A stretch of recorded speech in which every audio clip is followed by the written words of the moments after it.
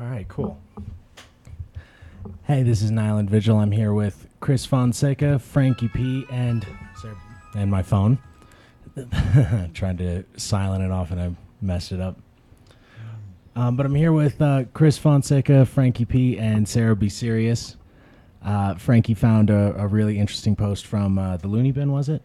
Yeah, it was the general manager of the Looney Bin in Tulsa had tagged me in a post about local comics, basically. The way he sees it, there's 6 levels of comedy. Mm-hmm. And he wanted everybody to kind of chime in on that. And Yeah. I got tagged in the post, and I thought, well, I've done road work. I've been on the road. Mm-hmm. Now I mostly fly, because it's just easier for me to do that because of the day job. But I thought, well, you know what? I just felt like ranting a little bit. I felt like this is what I think the 6 levels are. Mm-hmm. Am I correct? I don't know. That's why we have Chris here today. I think somebody, 34 years in the business can give his insight. I'm just going to base my opinions and what I feel is the 6 levels of comedy. Okay. Yeah, so that's what we were discussing when you...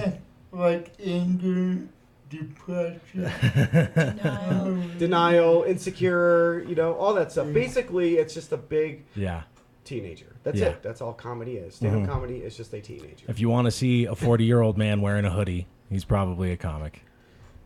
Well, if he's 40 years old... I see it all the time. And he's holding a sign with hey, I need help to get to my next gig, then he's definitely a comic. Mm-hmm.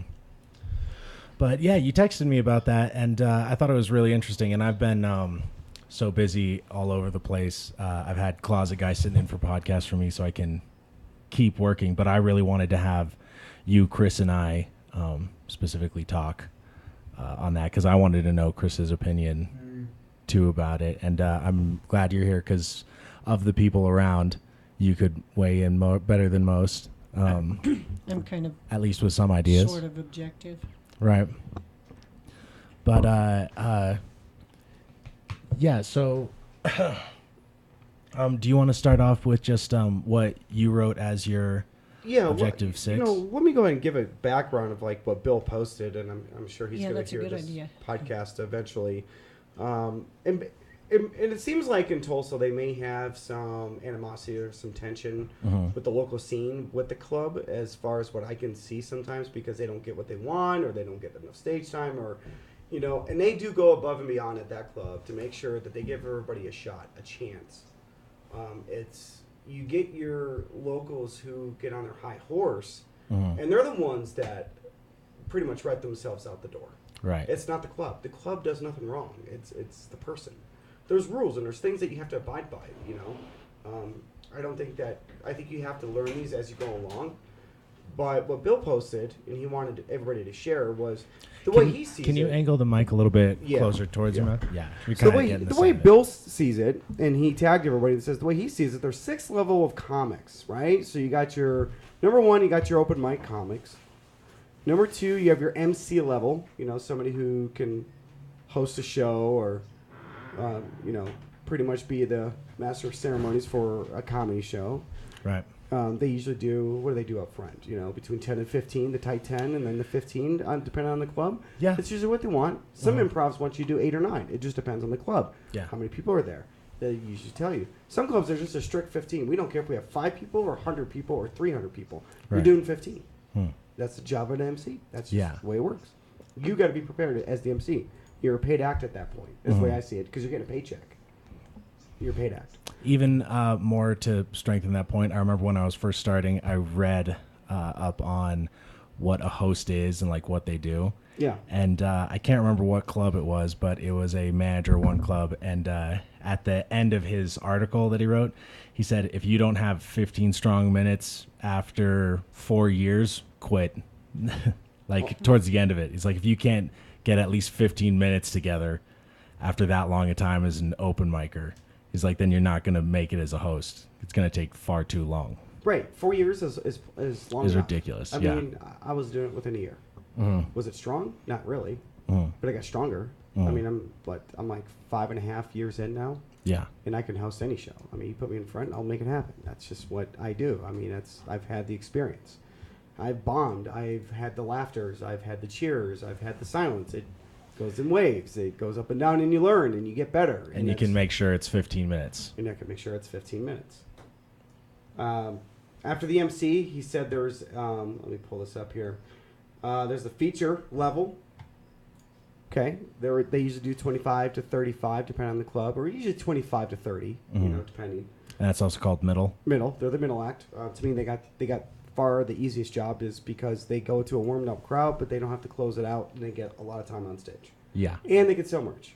So they got a pretty good, sweet deal there. Then you got your headliners, right? You got your road headliners, your road comics, guys that you see, at the local comedy clubs time and time again. They get booked once or twice a year at that club, and they usually work the B clubs. They sometimes will middle or headline Onenighters at the Improvs, but they'll be the middle for the weekend. Because usually those clubs are like, your A clubs or your theaters or your arenas, your stadiums. Those are your household name comics, right? Guys you see on Netflix. They have Netflix specials, HBO, Showtime. They're on Jimmy Kimmel Live. They're on late night with Stephen Colbert. What's the other guy? Jimmy Fallon, The Tonight Show. Those guys you see regularly, right? Sometimes you see a road comic, squeeze one in there, right? They squeeze one in there. Yeah. Well, Bill posted this, and he said he wanted us to choose and comment and explain why, because they want to build a win-win situation for both the comics and the club. See, that's a club that wants to help. Right. Some people don't want help because there's a thing called egos, or there's a thing called feelings, and they get hurt. And that causes problems. So I went out there and I thought, okay, I'm going to put in my 2 cents, and then, Chris is going to chime in right here. They want to start off with number 1. Okay, what is an open mic comic? What is their job? I wrote, they need to earn their way into the club. Nothing is handed to anyone. Most of the time, they create the most drama. Creating cliques with their friends who are not funny and just plain annoying. It hurts the business more than anything. Find a mentor. And this is the thing. I see it all the time. But my thing is, listen, if you want to get better at this business and you want to work clubs as an MC and as a feature, as a headliner, you start off at the lower level and you work your way up, right? Find a mentor. Work hard. It's all you got to do. That's what I do. Yeah, I think a lot of open micers, the mistake they make is they don't find a mentor. They find their echo chamber clique. Exactly. They find the clique. And then what happens is that their friends laugh at their jokes and they're not funny. Yeah. Comedy is subjective. I'm not going to say people are not funny in this town. I'm not saying that. It's subjective. What I find funny, others don't find funny, and vice versa. What I'm trying to say is this is for everybody in every market. If you want to work into a club, you want to be a regular, signed, paid MC, beginner level comic at a club, you got to work for it. You got to work in your 15 minutes. Right. You got to work on, announcements. If you have to go up there with a piece of paper, fine. Write the shit down. Yeah. It's not that hard. If you want to memorize it, that's what I do. I don't like going up with the paper because I think it looks unprofessional. I want to go up there and look like it's natural. And I know what's going on. The job, but that's the thing with an open micer, though. They just need to go to a show on the weekends. And that's what Eric at Looney's Comedy Corner told me. He said, if you want to do comedy... And that's in Colorado Springs. And this is in Colorado Springs. He said, you want to be an MC. You want to host my club. Yes. Come here on the weekends. Don't go to bars and nightclubs. And work for it. Yeah. Yeah, I completely agree with that. I like what you said about echo chamber. That's the perfect word for it. Is because it can be difficult when you're an open micer and you're trying to get good. You're cultivating a skill. I feel like I've started to hit a point where I've cultivated a certain amount of a skill that I can take with me now to clubs and places and try out and utilize it. But to build it here in the Springs, away from eyes that matter, has been really important to some extent. But I've seen the pitfalls and traps of echo chambers constantly on the way here, how it's because it's so damaging to your ego when you first start going up and doing stand-up. The situation you create just by being on stage defenseless with a microphone, can be so daunting that anyone telling you you're good, if you don't have an actual reference against it, like, you know, some people just latch onto that and like, oh, thank God I'm not a fraud. Yeah. And I think it's important for people to, like, instead of worrying about, I want to be famous or Yeah. whatever, and try to be funny first. Try to have a good solid 5 minutes, Yeah. you know? Yeah, that's been a really weird thing I've noticed is an alternative other than to be funny. Like I talked to someone about it once where they're like, so what do you want? Like, what's your purpose in life? And I was like, just to be a comic, just to be a paid comic. And they were like, so you want to be famous and like get recognized? And it's like, that plays no part, just a comic. And they're like, so you want to make people laugh throughout? Like, not, even that's inconsequential. I want to say I'm a stand-up comedian and not feel like I'm lying. This is the bare minimum of it. Anything outside of that is a plus or a minus, but has no bearing on it. But, you know, I've met some people who have told me that they like the feeling of feeling like a big fish in a small pond, and it doesn't even really apply because the pond is so small here, you can't even know what that feels like.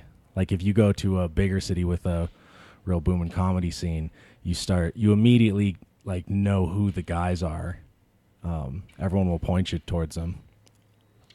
Yeah, and in a lot of these bigger cities, you're going to have these open mics, but yet when you go to the sign-up list, I mean, you're going to have 20, 30 people in front of you. I mean, it's a late-night thing. Yeah. I think it's a great place to get good. Definitely is. I mean, it gets easier, I think, as it goes up in a lot of ways. I mean, you're fighting so much as an open micer. I didn't even know if any of my jokes worked for like 5 months, just because you're fighting the people talking at the bar and the people drinking and back blah, towards blah. you and people. Yeah. And that's the hard part. But what that does, though, is that builds the open micer. It builds your stage presence. It builds your bravery, I should call it, because it's going to make you brave going up in front of drunk people and trying to tell these jokes that you wrote. And it may not be what you want, but eventually it turns, it changes. And then you put the work in, and then you get that mentor. And then you get that mentor helping you, and then they're like, hey, why don't you take this word out of that joke and put this word right there? Oh, okay, that's how that works. Oh, by the way, do you want to do 5 minutes? I have a show I'm doing. I'd like you to do a 5-minute guest spot. Awesome. Then it starts changing for you, because then now you get recognized by the club, or you get recognized by a booker, and it's like, okay, he's getting better. Or maybe you had a great set, and it's like, holy shit, this guy's great. I want to book him again. Right. Yeah, the guest sets are, really valuable, because guest sets are usually done during real shows, in front of real comedy audiences, and not the open mic crowd where, like you've got a couple of different groups out in the audience that are there for their guy that they came to watch, and then as soon as their person's done, they leave, and nobody's there by the time it's your turn to get up. But a guest set, you've got 5 minutes to make your self memorable to a real crowd and a real club often. It's actually like an audition to work in our club. That's basically what they're telling you. And then I've seen the local club here book that person into a MC weekend after they had a good guest set. I've seen others not have the greatest of guest sets. It happens. We're not perfect. We're human. We bomb. It's okay to bomb. It's okay, as an open micer, saying that you killed it and you didn't is just living in denial. That's just a delusion that you got to get out of your head. You got to admit to yourself, I fucked up. I bombed. Okay, what do I need to improve? It's like the Denver Broncos. They know when they lost. That's why they go back to practice on Monday, and they're in meetings for 8 hours, because they got to go over what they did wrong. Yeah. Treat it like a profession like that. I fucked up. Okay? But, when an open micer does a guest set and they don't have a good one, even though they say they did, why didn't the club rebook you? Why didn't they say, hey, we're going to give you a full weekend? Because they watch. I see it in Tulsa. I see it in Little Rock. I see other clubs I've worked at. When somebody does a guest set, the GM is in there watching. Yeah.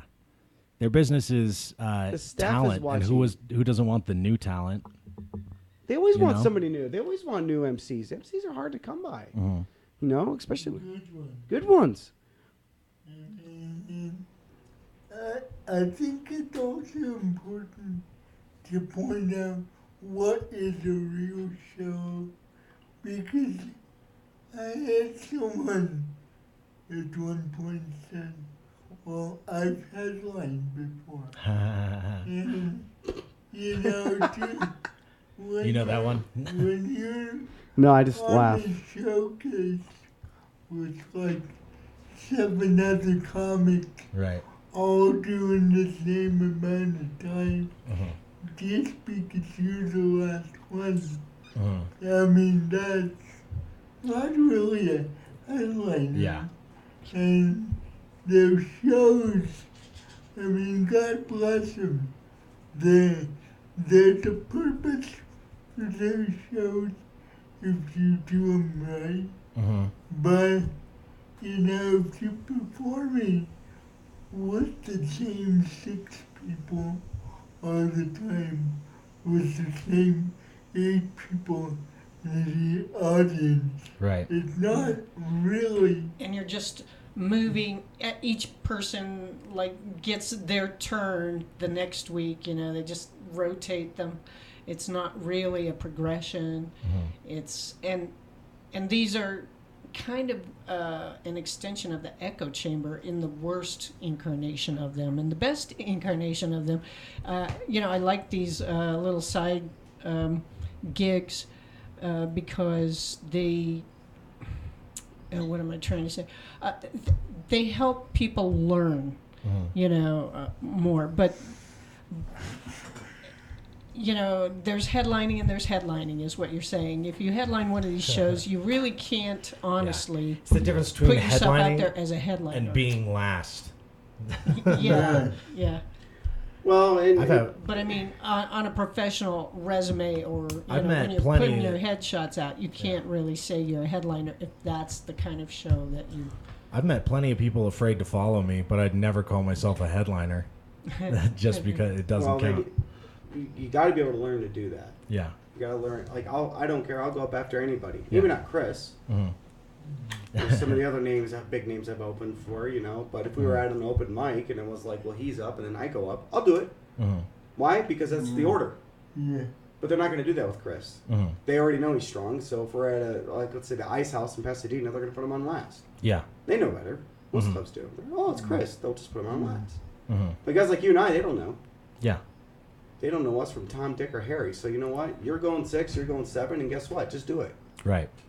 And I guess to transfer more down the list, this kind of comes to the spot that I'm currently in my career. Is I saw something also on that post that you sent me in reference to, he was talking about comics trying to pass as a step above where they're at.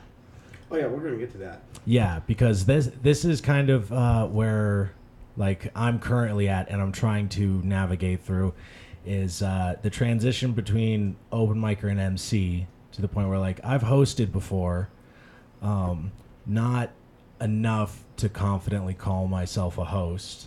I've done it, but that's about it. So to a large extent, even though I do showcases and try and book stuff and whatnot, it's all smaller stuff, but I'm feel somewhat like a fraudulent MC. I have to push myself as that when I've done that a lot less than I really should claim. Well, I call those the one-nighters, right? A one-nighter is my South Dakota gig, right? I'm a feature for that gig. It's a 25-minute to 35-minute showcase. Don't stress about time. Just basically, they're saying just don't do anything under 25, right? I can do that on a one night and be called a feature, right? But when you're doing a comedy club for a full weekend, when you have a show Thursday, 2 Friday, 2 Saturday, and sometimes 1 on Sunday. It's a different ball game. It's a different beast. Right. You know, it's the same thing with the like what you were just saying. Yeah, maybe you're an MC at the one nighter, but you haven't done like an actual club yet. But it's in the works, and you'll get there. Well, that's also what I mean. Is like I've done the club, and then I've been like MCing and featuring these one nighters for the most part. But only one actual weekend at a very established club. Other than that, it's smaller things, even if it's multiple shows. But B-clubs are the best way to start. Yeah. You know? Your local comedy club is the best way to go as far as learn how to MC. That's where you're really going to learn. You know, and that's what I think we should talk about next is the MC level. Yeah. MC is the job of an MC, and I can't stress this enough, is to warm the crowd. Be funny, be easy to work with. That's all the club wants you to do. Yeah. They just want you to be funny, be easy to work with, and do the announcements. That's it. Yeah. For fuck's sakes, don't do material in between the comics that you're bringing up. I fucking hate that. And it's not even allowed at a lot of clubs. They will kick you. They will fire your ass. Really? And say, you know what? You're not an MC. You're such an amateur. Get out. They'll warn you first, but you keep fucking doing it, and you're out. Because the headliner gets pissed. The feature gets pissed. Right.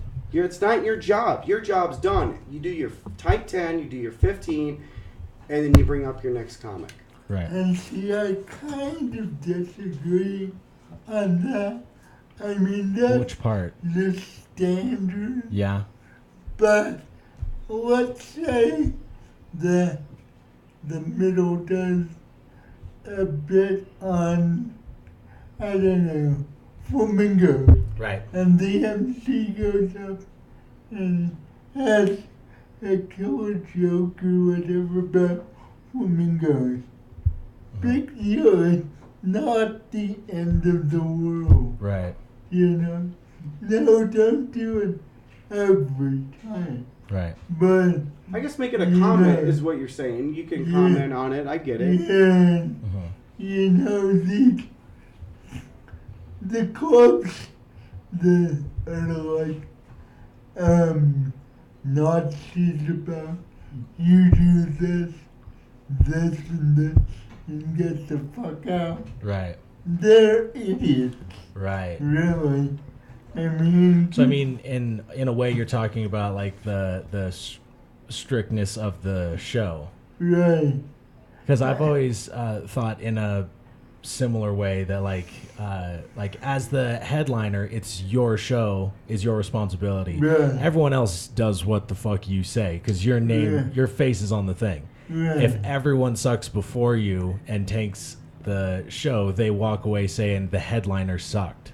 Yeah. You know. Well, So it's all on you, but at the same time, I feel like it's also the headliner's responsibility to be able to take those curveballs, you know, with their experience. And like I've seen with him, some people who can't do it, but they get very tensed up and have it different. Like they get too used to the power of the headliner and having everything meticulously their way, which it should be.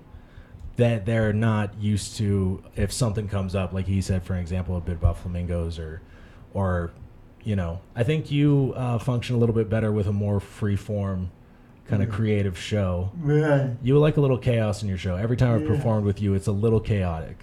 Right. Which is kind of a fun energy for us to go up in. But I've seen the difference between that and some people's shows who are like, I've been told stand straighter next to the wall, you know. Like, even when no one's seeing me and I'm standing in the back, you know. Like, it gets very meticulous. Every club's different, right? I mean, I've walked in, he said do 12. I didn't see the light because he flipped it on, then he flipped it off. And then I ended up doing 18. Oh. He pulled me aside. He goes, I'm not going to give you a hard time, but please stick to your time. I told you to do 12, you did 18. Can you tell me why you didn't see the light that I turned on? And I said, I have an idea. He goes, I'm not going to be here tomorrow, but please stick to time. I go, okay. So I told the next guy the next day, I said, hey, I want you to do something for me. Don't turn the blue light on when I'm close or when I'm supposed to, like I have a minute left. Yeah.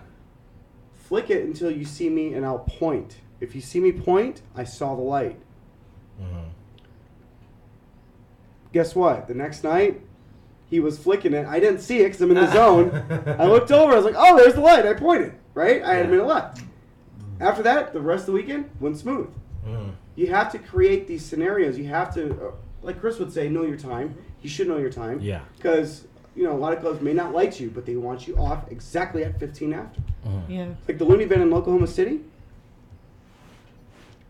they want you done. When they say 15 minutes, not 15:10, not 15:30, not 14:35.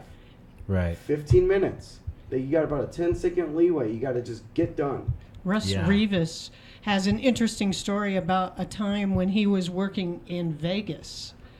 And he was killing it, man. He was he was doing fantastic. And when he came off, the guys were sitting there going, you did 2 minutes over. He said, yeah, but I was killing. And they said, yeah, but that's 2 minutes that they aren't out on the floor gambling. You just cost us so many thousands of dollars. Don't do that again. Yeah. I mean, you know, you have to be aware of where you're at and who you're working with. And sometimes you just have to do that time or else.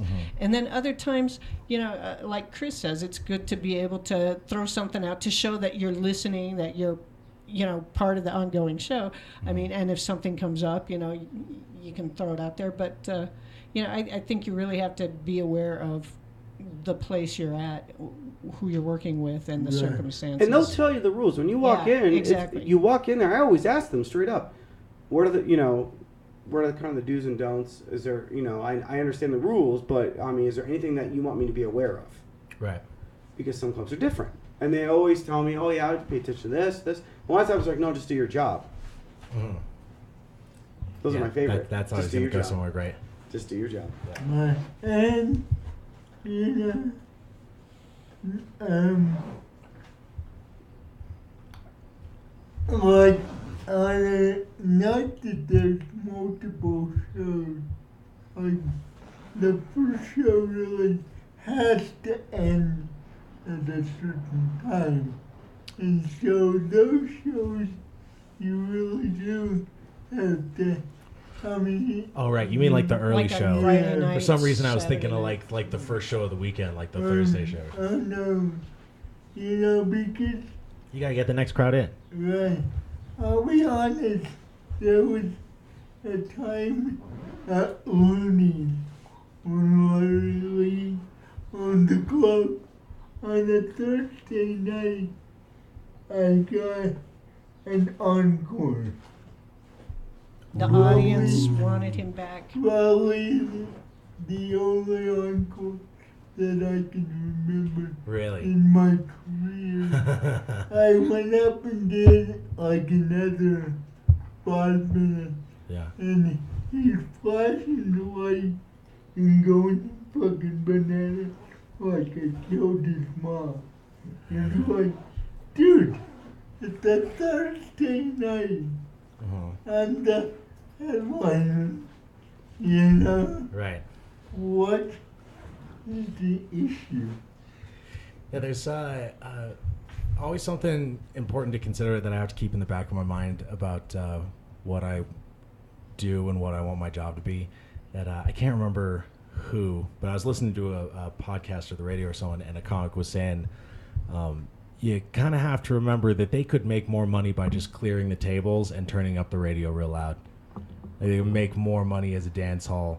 So to a certain extent, they're having you in there. And I would guess most of the clubs, they've only been in a few, but I would guess maybe more than not of the clubs that exist more for the business aspect of it. And you're not necessarily a necessary evil, but like the means to an end, you know.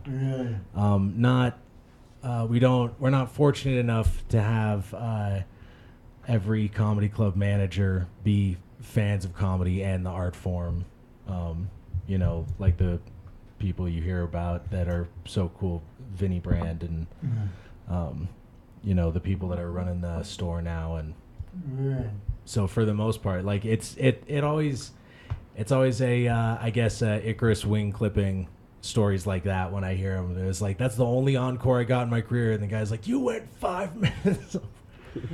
They need to get out to the bar to drink and give me money. Like, oh, that's right. It's not important what I'm doing. Like, I'm sorry for giving the audience what they wanted. You know, and I get it. If I was gonna be up there another hour, that's a whole different story. oh yeah, the panic. Yeah. Oh, I've seen some people go long on smaller shows, and it just, I'm in the back hyperventilating. It's fucking annoying. Okay, it's disrespectful to everybody else, especially when people, you know, some people might be, they have stuff they got to do. They have to do their time. And they have to go. Right. Maybe they have another show to go to that night. You never know. Do your time. Yeah. Do your time. I know everybody. I hate that when people when you're on an open mic and they just keep going and they keep going and you're flashing them and they're, you know, to get them off the stage. Like, come on, hurry, and they don't get off the stage. Get off the fucking stage when it's your time is up. Holy shit. There's a balance there between like what I was illustrating before. Fuck. And the one comic going like, this is my moment. Like, you're at the Zodiac. Get the fuck off. Fuck your moment, you know? Fuck your moment and fuck your career is the way I look at it. Yeah. Fuck your career at that point because you're not a professional. You are you're there just to work. Fucking nuisance at this point. This is a job. I mean, I want to Why see am I it so that way, annoyed by that? I don't know. I've always been annoyed by that. It's just been a pet peeve of mine. Because I have a timer in my phone. Yeah. And it you set it to beep when it vibrates in my back pocket. Oh, that's cool. And so okay, I never thought of that. Yes. So like because not every comedy club that I've done or even Onenighters have done, though there's only one clock in this country that I've worked. I've worked a lot of clubs. Not all the clubs, but I've worked my fair share. Looney's Comedy Corner in Colorado Springs is the only one with a ginormous clock. Yeah. It's fucking stupid. I love that clock. I don't know about you. That clock's fucking great. It just kind of moves kind of fast when you're having fun. That's the only thing I I've don't only... like. But it's a clock. But why do you hate it? I want to hear this. Here's why I think it's stupid. It's great that the comic can see it, but the audience I was about to say the same thing.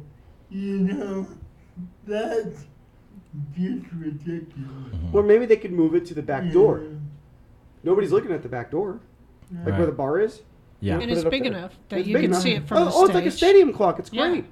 But the thing is, I've gotten used to working without a clock, though, because I just put the timer on my back. Won't have them. Yeah, they won't have them. So I put in my back pocket my iPhone. I set the timer, and it vibrates when I have a minute left. All I got to do is reach in my back pocket, press the button, and it stops. Sometimes I just keep going. I don't care. I let it keep beeping or vibrating. It doesn't matter. Nobody can hear it. Nobody can see it. I get done with my closing bit, bring up the next comic, take out my pocket when I go to the back, turn it off. Here's a couple of thoughts just in general for me about hosting. Because I've heard people get all pissy about, well, I'm too good to host. Look at it this way. Johnny Carson. Yeah. Jay Leno, Jimmy Fallon, David Lawson, they were hosts. Yeah. You know? And you told me you're better than those people? Right. You know? I mean, I know it's a different scale, obviously.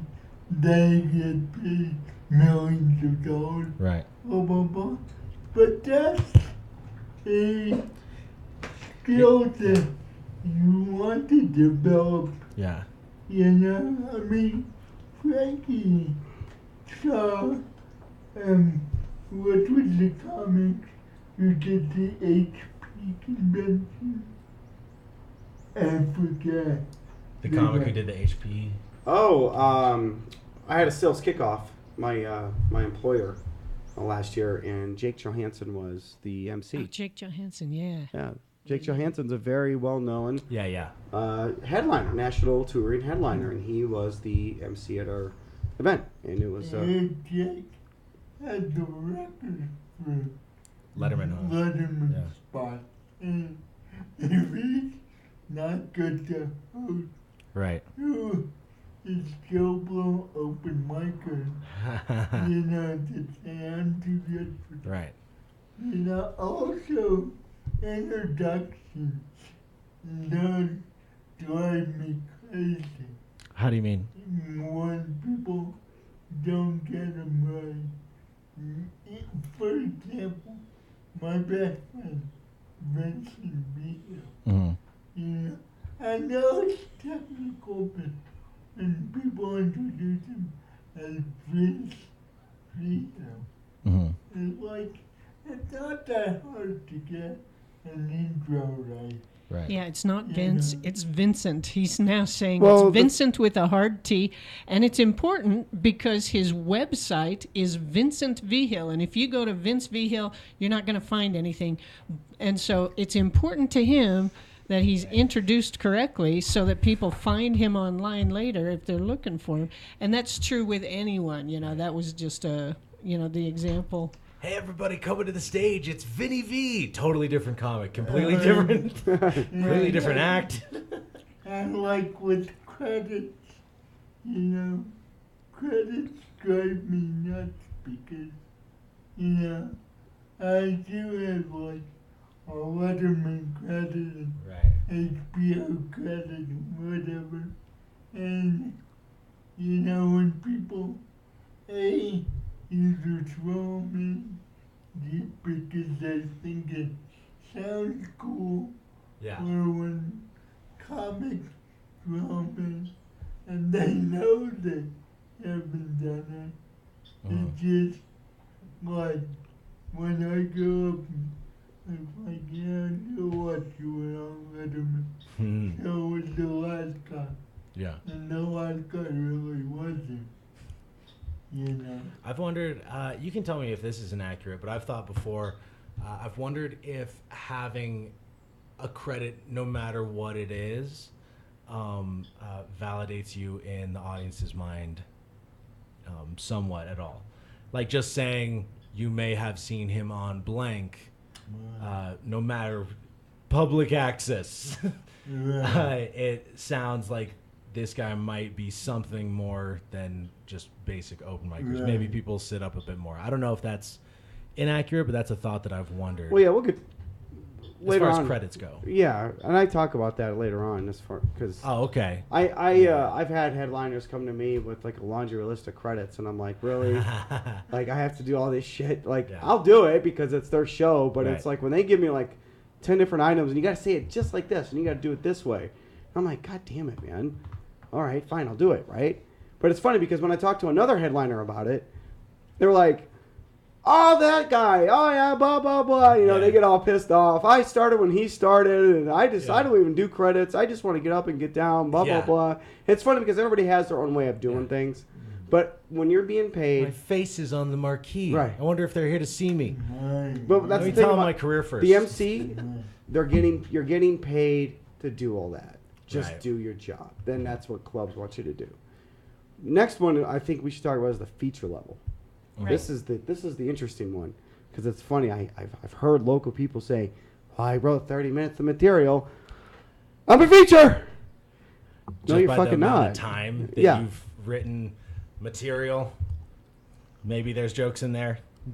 And they can recite it within 30 minutes. Yeah. Okay, yeah, that's about it. The middle act to me is more of a polished position. Mm-hmm. Okay, polished meaning that you work clubs as a middle. You probably headline Onenighters. Excuse me. Usually I say that they do a solid 25-30. That doesn't mean that's all the material they have. They usually have about an hour and a half. Yeah. They've been in the business 5 to 8 years. Depending. Or maybe a little bit longer. There's been features that they didn't start featuring until 10 years in. It happens. However, 30 minutes of material doesn't mean you're a feature. I hear it all the time. I have 30 minutes. I have 30 minutes. No, you don't. Even if you did, how much of it is as solid? Yeah, how much? Well, no. Is all of it funny? Yeah. It may only be one joke in there. Feature means this is my interpretation of a feature. Okay. A feature can fill a headliner spot at any given notice at a club. Mm-hmm. And let me explain why.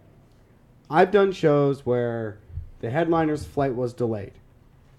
They walk into the green room. The GM would look at me. How much time can you do? I go, and this is what I always say. I never tell them how much I can do. I just say, what do you need me to do? That's what a professional says. What do you need me to do? Can you do 25? No problem. I got your 25. Because as an MC, you should have more than 15. You should have 30, maybe 40. You should have more than whatever you're doing. Double. Honestly. It's the double. It's the double is what I look at. So the feature, they asked him, can you do 45? He's like, I got your 45. Okay, Frankie, you're doing 25. He's doing 45. And it happens, right? He had to fill the headliner spot. Yeah. Because he has the material. To me, that's what a feature. A feature can headline the Onenighters. There's a comic by the name of Spencer James. You guys all know Spencer, I'm sure. He's a local guy here in Colorado. He's on the road right now, but he started off that way. He was doing a lot of Onenighters as a middle, and then he was doing a lot of clubs as a middle. But then he would headline Onenighters, and then sometimes comedy clubs will allow a strong feature like him. He'll come in and he'll do like a Wednesday showcase. Like they'll have like an open mic, but he'll come in and just headline the show, or they'll just have a light. The headliner won't be there until Thursday, so it's going to be just a two-man show, or they'll bring a local guy in to do a guestie. You'll do the MC spot, have a guest spot, and he'll close it out. I mean, it happens. To me, that's what a feature role is. They have the easiest job because they don't have to close the show. They go up to a crowd that's already warmed up, and they can sell merchandise. Provided the MC did their job, the crowd is warmed up. Right. You've got to be able to. Some clubs, and you're right about that. Go ahead. Some clubs have said, we expect you to fuck up. That's what they'll say. They expect the MC to fuck up Wow. because they're not worried about it. Their focus, the pressure's on the feature. The feature is the safety. Yeah. You're there in case shit. Now, I've heard the feature position referred to as the rocking chair position because yeah, absolutely. Because like you say, you don't have the pressure of starting the audience up if the MC has done their act, and you don't have the pressure of closing it down. And I've heard that a lot of comics over the years got really comfortable and complacent in the rocking chair spot. I'm sure. I mean, well, to an extent, if you're doing all the things. From what you lay out, it sounds like the feature position is basically all the pressures of a traditional show, all the pressures and things that you have to go right for a good show are off your back. But if anything else comes up, that's on you. Now it's your time to get out of the rocking chair and grab the shotgun and get off the porch. Right. Right. And sometimes you have to sink before you can swim. But I spoke to George Wallace about this in Las Vegas a few years ago. I went to see one of his shows. I didn't open for him or anything. I just went to go see one of the shows. Back when I first started doing stand-up, like 2011. Super nice guy. And he told me, he's like, after the show, he knew I was a comic. He could just tell by me just standing there waiting for the crowd to leave. And some of the advice he gave me, he said, you won't be featuring until you're about 8 years in. And then he said, but you should be headlining by 10 years in. So why such a small gap, right, from feature to headliner, but a big gap between open mic or MC to feature? Yeah.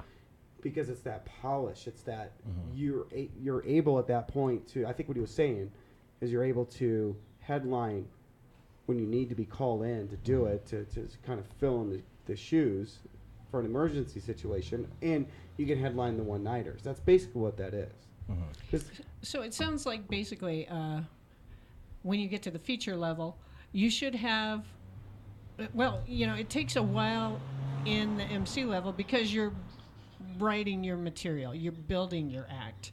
Yeah. And even though you've got a certain amount, you're supposed to take those years to, add to your act, and then when you're the feature, you polish that act, and you have like 2 years, give or take, just roughly according to George Wallace there, to polish it and it's get you to a headliner level. Get used to doing the longer times, and learn how to stretch that. And taking on the responsibility of closing out the show and having your face on the thing. If you need to. And I like what you said in your definition of your idea of what a feature is usually about having an hour of material because they should be able to be on their way to be able to fill in for the headliner if something happens as a stand-in.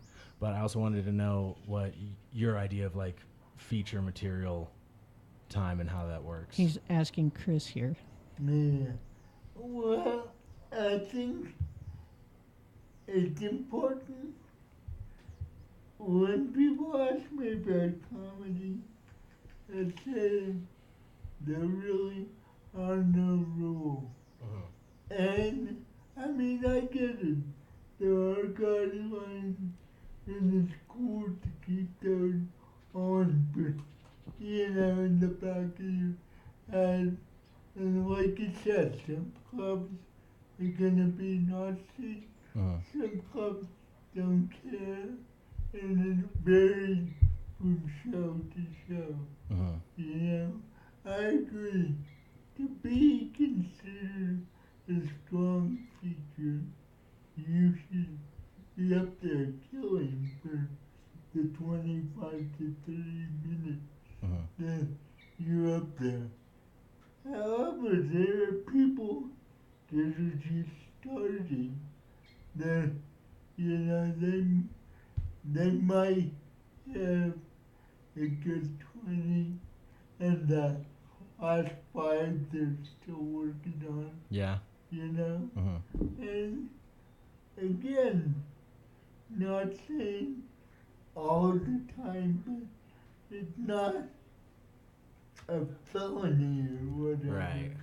If that happens. Right, and the clubs are gonna know. Everybody has to. You gotta sink before you can swim. It's gonna happen.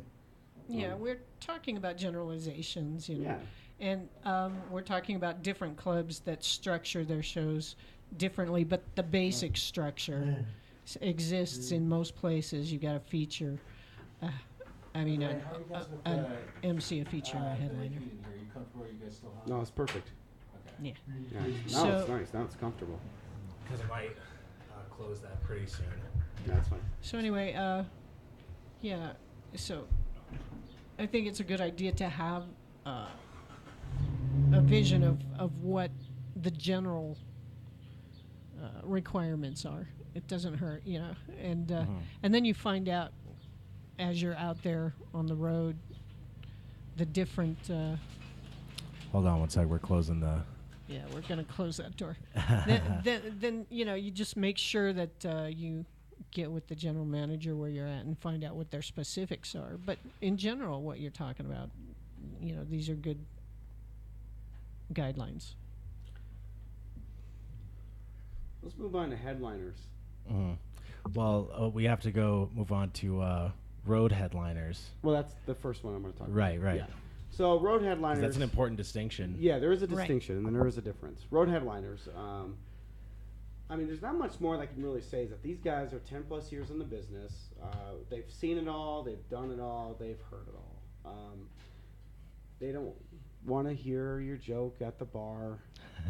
They don't want you in their face, following them around, trying to get a guest spot. All you got to do is just ask questions. Hey, how long have you been doing comedy? Any tips? How did you start? Whatever. Start a friendly conversation. They're willing to talk to you when you're like that. But if you start pulling out your notebook, which I've seen before at comedy clubs, and they're like, hey, can you help me with this? And they're just like, I just printed up business cards. No, the guy was polite. He's like, I'll help you out for the show. I'm going to get a beer, blah, blah, blah. Enjoy the show. He was polite about it. But me, I'd be like, this is not the time and place, you don't know me. You don't walk up to somebody and ask them for help right away. Or can I get a guest spot? I've seen it before where they've walked in. I've seen people walk up to the headliner. Hey, can I get 5 minutes? Can I get a guest spot? They don't even know the guy. Like, don't do that. Yeah. To me, road headliners, though, you could ask them questions. You stay out of their way, but if they see you on consistently at the comedy club, like if you friend them on Facebook or whatever, you go to a club, see, my strategy was, this is what I did. I always went to Looney's on a Thursday night when it was kind of a lighter crowd, and then that's when I would talk to them because they were just chill. They were really, they're not all, they don't have 2 shows that night. It's just one quick little show and they're done. A little less stress. They're not on edge. That's when I would ask questions, and then I would come back the next night and I would stay out of their way. Mm-hmm. And then when they would come back 6 months later, they would see me again.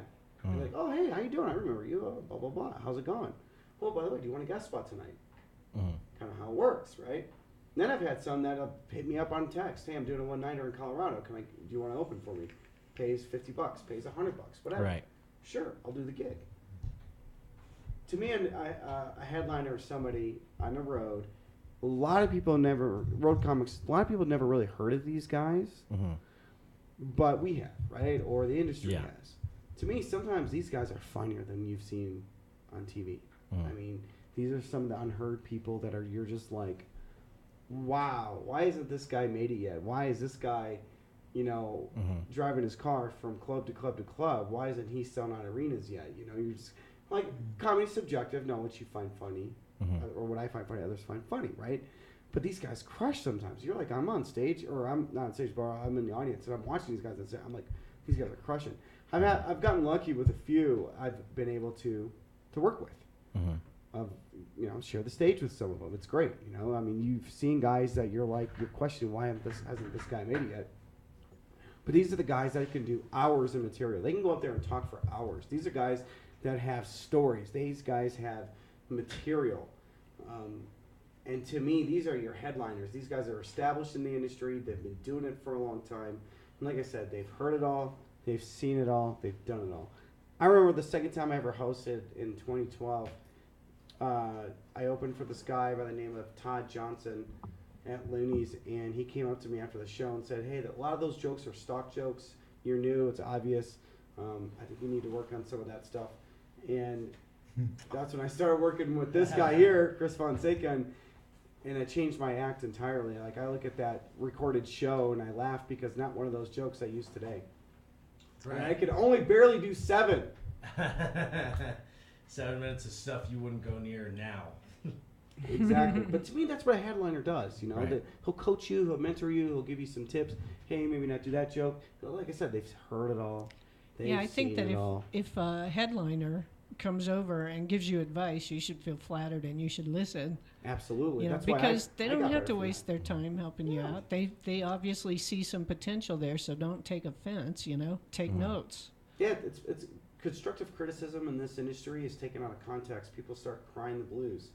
Mm-hmm. He's a dick. Why did you say that about me? They start crying the blues. They get all pissy, moany, and then they go to their friends. I hate that guy, and then they hate that guy, and oh, you're funny. You really are funny, and let's just go do an open mic. And then that person laughs at their jokes, and it's the courtesy laugh. It's not even a sincere laugh, and it's annoying at that point. Mm-hmm.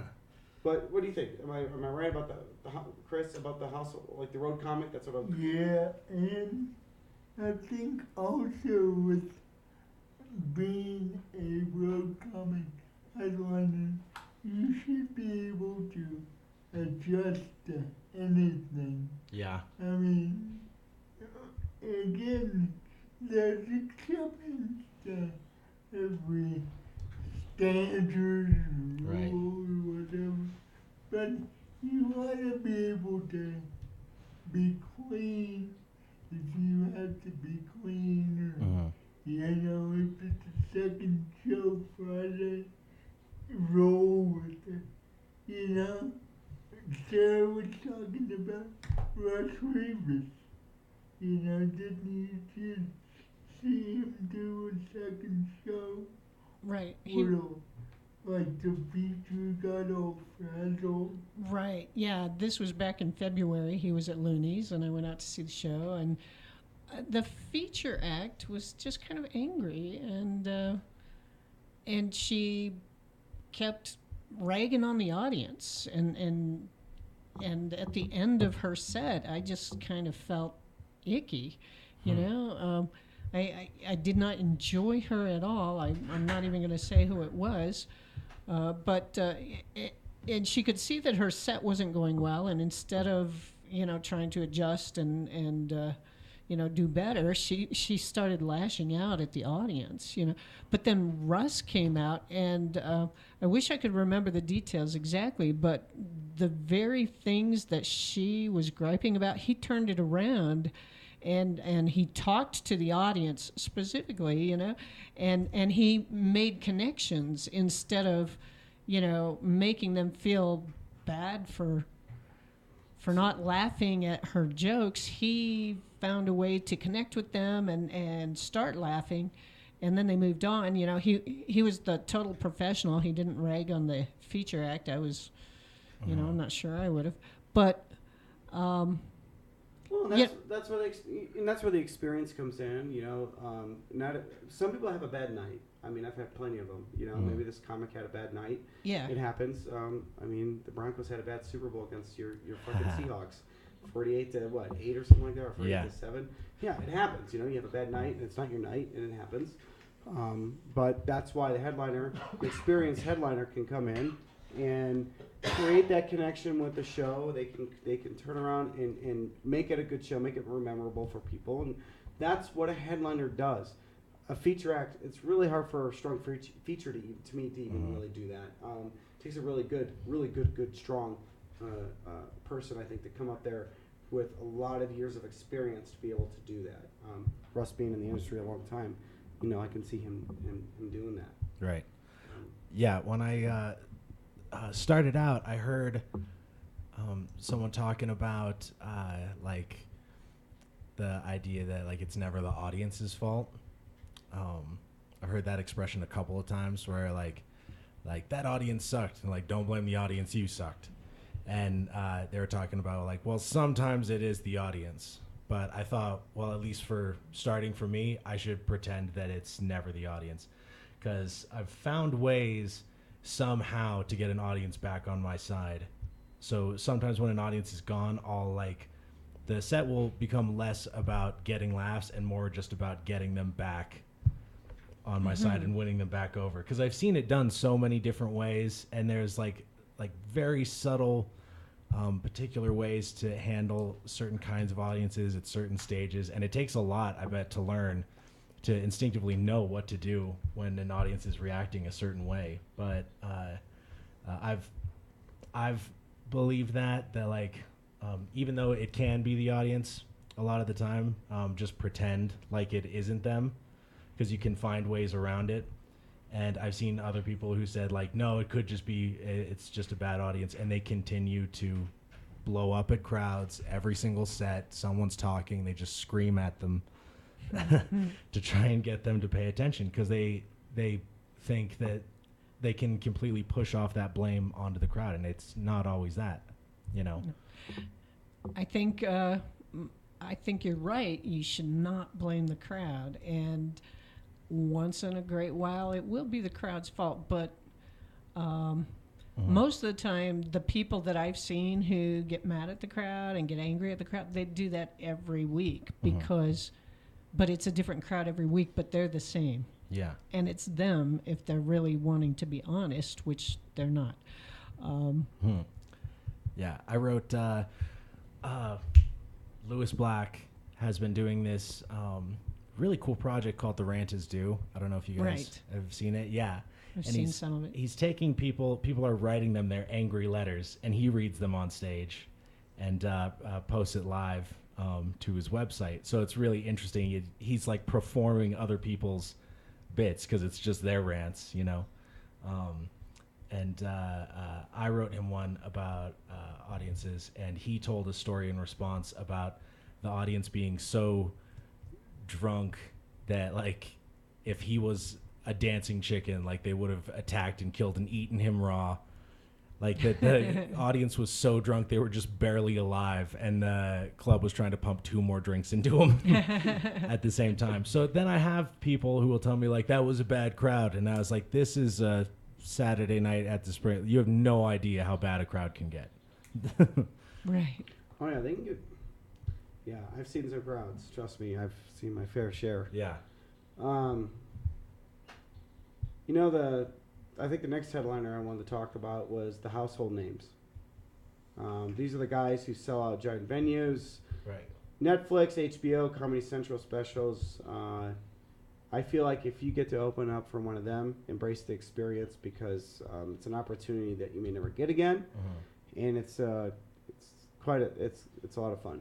And I really feel like that's a different level altogether because those are the guys that are getting booked at the theaters, arenas, and guys like Russell Simmons. He sells out stadiums overseas because they love him overseas. Russell Peters. Oh yeah, I mean. Russell Simmons. I just got that too now. My bad, Russel Peters. I don't know why I said Russell Simmons, but yeah, Russell Peters. Also hilarious worldwide. Yeah, very hilarious worldwide. But these are the guys that tour, and they have like Chris and I went and saw Larry the Cable Guy and Jeff Foxworthy recently and.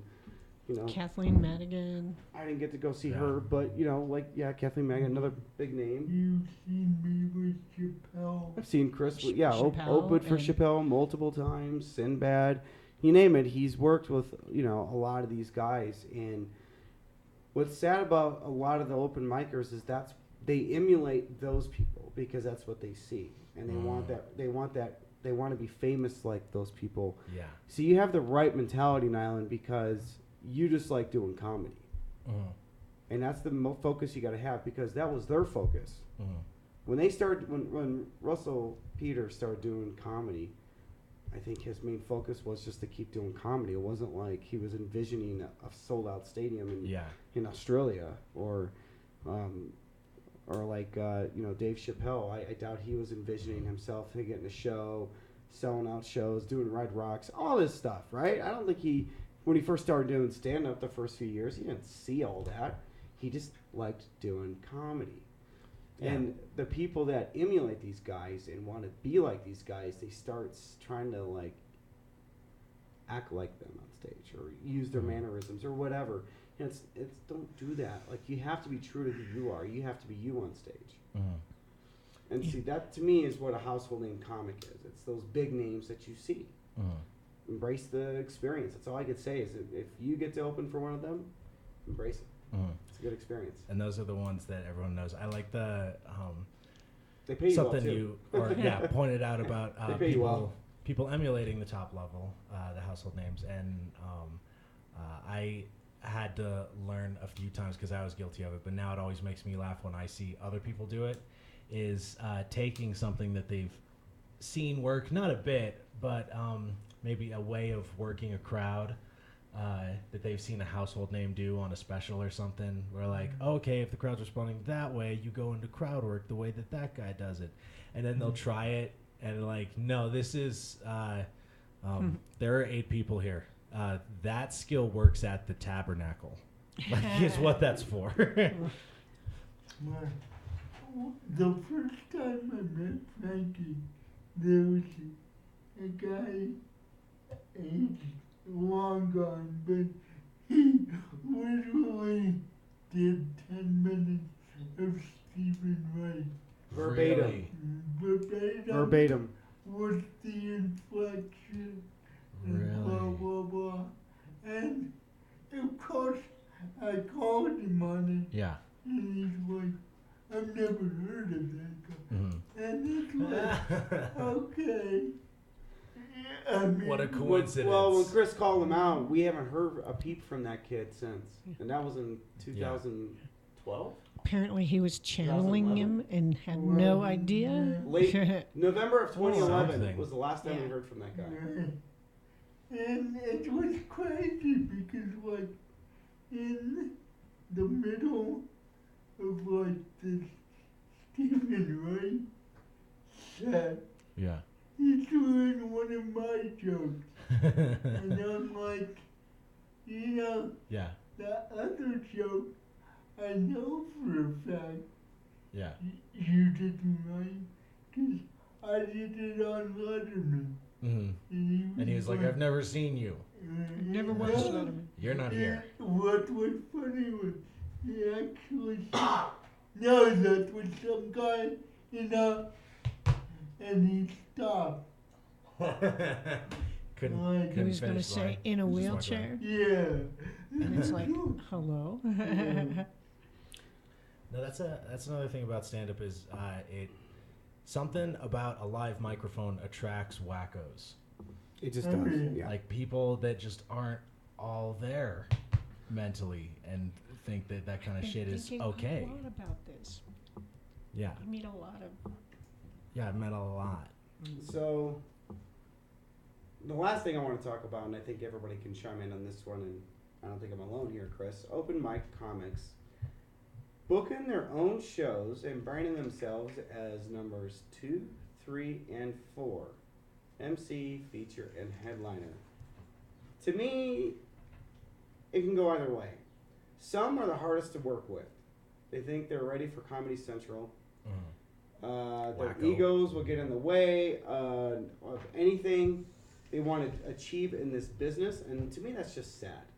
Most of the time they feel entitled and get mad at the club for not booking. It's like they act like it's the GM's fault. Well, in their eyes, that's how they see it, right? They build these fancy posters and they put all this, like this extravagant look to the poster, and I get it. They're trying to promote their little one-night show, and they're trying to make a quick buck, trying to sell tickets. I get it. Get your hustle on. But you know what? That's not comedy. Branding yourself as a headliner on a poster and you've never headlined a club, that's not comedy. Yeah. Yeah, you might be filling the headliner slot in that particular show, but it doesn't mean that you're a headliner. Yeah. I agree. I've filled the headliner slot in a couple of local shows around here, but I wouldn't even call myself a host or an MC at this point. It's hard for me because I've had people ask me, hey, will you close out my show as a headliner? I'm like, I feel weird about it. I don't want that. I don't want headliner next to my name on a poster. I just don't. Because I don't feel like I'm there yet. That's not me. Well, there's also the double meaning of those words because it is the spot on the show that you're playing. Technically, it's the headliner spot. But what you are and where you're playing in your career is a different thing. But I feel like I can separate those maybe up until the point if someone else called me that thing. Like, oh, I'm headlining this shitty showcase. This means nothing. Can barely qualify as an MC, really. But if someone else called me a headliner, I'd have to be like, no, please don't. I'm just last. Well, it's kind of like the difference between like a Big Mac at McDonald's and then a nice dinner at a 5-star restaurant. I mean, and there's a bunch of differences in between, but while technically that hamburger at McDonald's is your entree or whatever, it's really not the same. And Frankie, but his best in a way, unless you've gotten a tax form like a W-9, you're not really a working comic. Yeah, if you haven't received a paycheck, you're not a comic. Or like Chris was saying, I've said it before to people. Have you received any kind of tax information? Have you filed taxes with performance wages? No. Right. You're not a working comic. I'm sorry. You're just not. And what I can't stand is like when somebody will ask you to do a show and then you tell them, yeah, I'm available, I can do that show. And then you don't hear from them again and then you see a poster. Wait, what do you mean? I think I lost you there for a sec. Always respond. That means they book somebody else. That's fine. I don't have a problem with that. Just text back, we found somebody else, we'll put you on another one. Or just say, hey, we found somebody else. Okay, cool. Right. Respond. Yeah, that's the thing is one of my theories, I've sort of developed a theory in my head that I'm trying to test out and see if it's accurate to, I guess, determine if an open micer has the potential to be funny or not. If they're worth like me trying to help them or actually watching their set or giving advice or pointing them out to Chris. But the first thing I noticed that I thought of was like if they can take a trashing or not. Like if you can make fun of them and they can take it, and then especially if they can dish it back out. Because that seems to be the thing that I've noticed. The people who I don't think are funny have the hardest time making jokes about themselves, because that is the most precious thing to them, is their ego. And you can't get good. Like you can't get good if you already think you're great in your head. And also simultaneously, if you're if something is sacred to you, like your self-image like that, especially when you're an open micer, if your self-image is sacred to you, then you have something that's like off the table for you to joke about. I feel like that's not conducive to like the writing process. That now there's somewhere where you won't go, or something that you can't touch. That's going to impede like everything else you write about. There's a guy who wants everyone to think he's smart every time he goes on stage. Every time he writes a joke, that want for those people to validate his ego and his self-image comes out in that his jokes are too wordy, they're filled with too much information, they're hard to follow. They're not jokes, but he wants them to validate that ego of his. But I feel like that's the thing in the people I've seen that have been getting better in the Springs and showing progress. It's all the people that like I walked up to and made fun of on no pretense. They didn't know me, and they were able to somehow either take it or dish it back and not get like blah blah blah. So like I feel like there should be more of that. Like, let me know, text me, say you're off the show. I feel like more comics should be able to handle that without bitching and going on a Twitter run, because that's supposed, in my idea of what a comic is part of the identity. That's why I like talking to comics and hanging out with those people. Do you know what I mean? Yeah. A lot of these new open micers, I think they need a tour. It should be called the Dunning-Kruger tour. Yeah, you talked about like being a big fish in a small pond. Yeah. That's very much how I feel. Yeah. Because I've done this 33 years and I've done about everything you can do, and when I try to help people, I'm doing it, to try to help them get better, not, dogging them and not telling them, hey, I know it all. You may not know it all, Chris, but you definitely know so much more than anybody else, and that they could be talking to. When I was talking to that person and that phrase came up, I feel like she said, I like feeling like a big fish in a small pond. Yeah. And I said, if you knew what that was really like, you'd realize how strangling and constricting it was. Yeah, it's not, because I feel sometimes like I don't want to be the bad guy, And if I say, hey, here's a tagline, or if you thought of this, it's not, you suck, blah, blah, blah. Right. It's like, hey, this might work. And the fact that in my career, I've written for so many other people, I kind of know what I'm doing. So it can be very weird.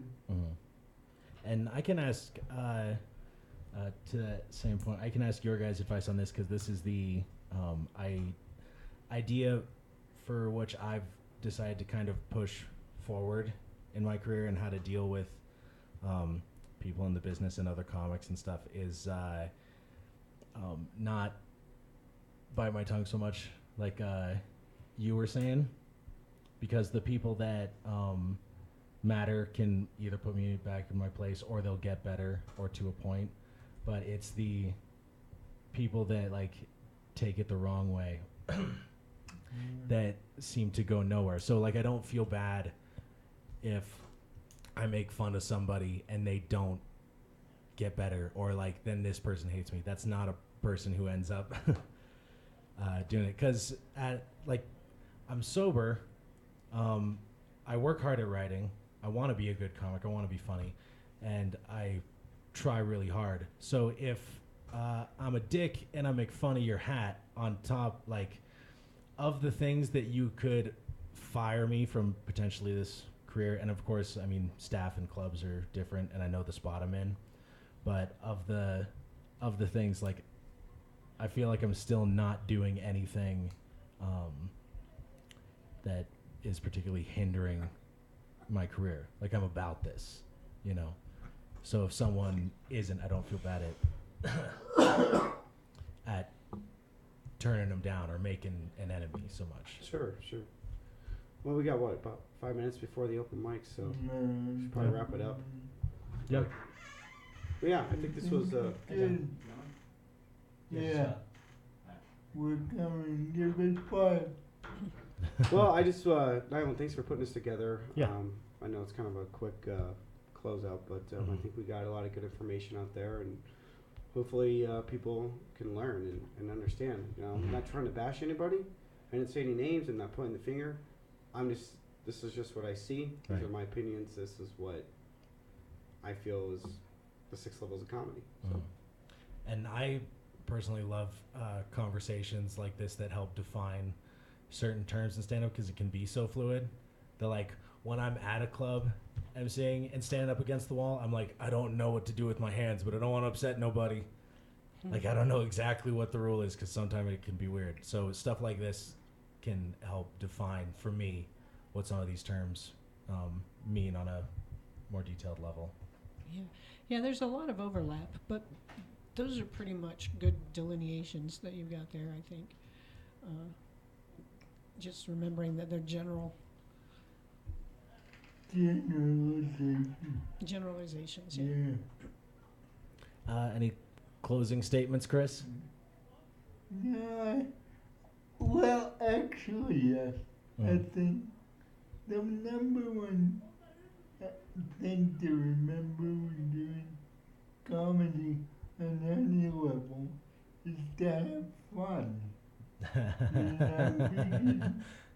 Yeah. No, I know. When, people that get lost sometimes. Right. It's like,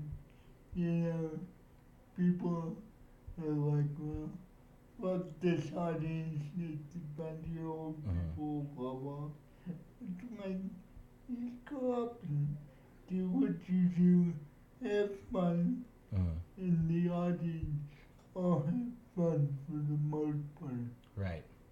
Well, that's the thing. I decided to start taking notes during podcasts, so I have thoughts to go back to. Right.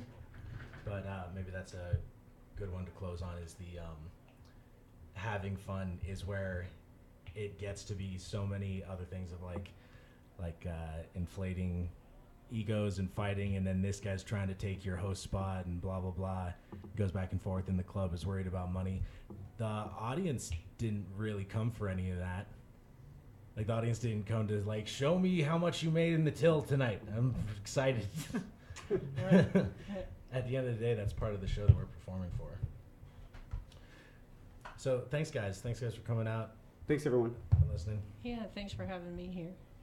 Did anyone want to plug anything before I shut this down, by the way? No. All right.